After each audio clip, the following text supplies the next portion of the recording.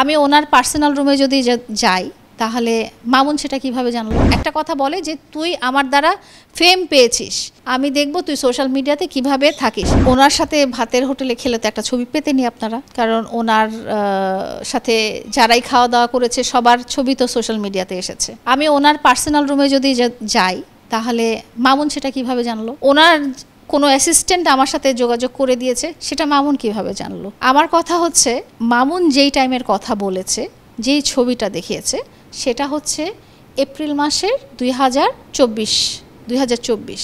মামুন যখন বাড়ি নিয়ে ঝগড়া করে চলে যায়, তখন সে আমাকে একটা কথা বলে যায়।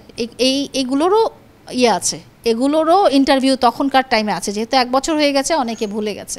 সেটা হচ্ছে 2024-এ যখন মামুন বাড়ি চাওয়ার কারণে আমি বাড়ি লিখে না দিতে পারায় সে ঝগড়া করে চলে যায়, তখন সে একটা কথা বলে যে তুই আমার দ্বারা ফেম পেয়েছিস।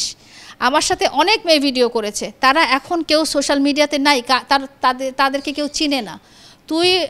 তুই আমার দ্বারা সোশ্যাল মিডিয়াতে ভাইরাল হয়েছিস, আমি দেখব তুই সোশ্যাল মিডিয়াতে কিভাবে থাকিস। এবং এটা বলার 3-4 দিনের মধ্যে আমার 4 মিলিয়নের টিকটক আইডি ব্যান হয়ে যায় এবং আমার ফেসবুক আইডি আনপাবলিশড হয়ে যায়। ওই করিয়েছে, ডেফিনেটলি ওই করেছে, কারণ আমি তো এমন কোনো কিছু ছাড়ি না যেটার কারণে আমার পেজ আনপাবলিশ হয়ে যাবে।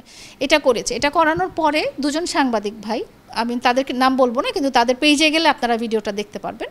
সেটা হচ্ছে তারা আমাকে সাজেস্ট করেন যে সাইবার ক্রাইম রিলেটেড একটা ডিপার্টমেন্ট আছে, সেখানে যেয়ে আমি আমার ফেসবুক পেজের ব্যাপারে বা হারিয়ে যাওয়া টিকটকের ব্যাপারে আমি একটা কমপ্লেন ওনাদের কাছে যে বলে আসতে পারি। আমার সাথে ওনারা দুজন গাড়িতে গিয়েছিলেন, আমি একা যাইনি। এবং ওখানে যেয়ে আমি আমার টিকটক আইডি এবং আমার ফেসবুকের যে ডিসেবল করে দেওয়া হয়েছে সেটার ব্যাপারে আমি ওনাদের কাছে কমপ্লেন করতে গেছি। এরকম ফুড আপ্পিও গিয়েছিলেন, আপনাদের হয়তো মনে আছে ওই সময়টাতে আরও অনেকেরই পেজ এরকম ডিসেবল করা হচ্ছিল।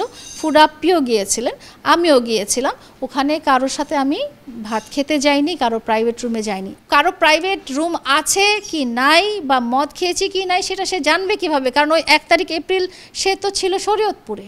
সে যে বলছে যে তাকে ডিবি থেকে কল দেওয়া হয়েছে, কারণ সে বেটিং সাইটের প্রমোশন করেছে।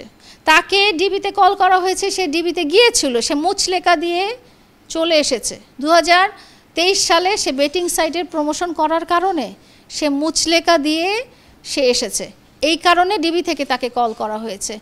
হ্যাঁ, ওকে চিলের মতো উঠাই নিয়ে আসবো, এই স্টেটমেন্ট ও জানলো কিভাবে?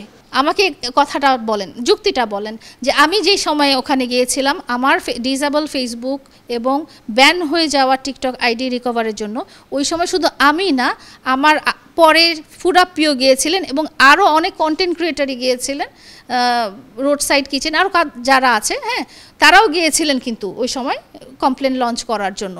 ওই সময় আমার সাথে আমি একা যাইনি, আমার সাথে দুজন সাংবাদিক গিয়েছিলেন এবং তারা ভিডিও তুলেছেন।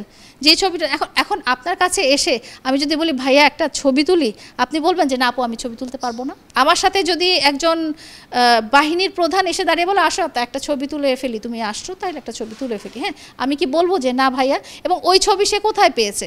ওই ছবি তো আমিই দিয়েছি, কারণ আমার মোবাইলেই আছে।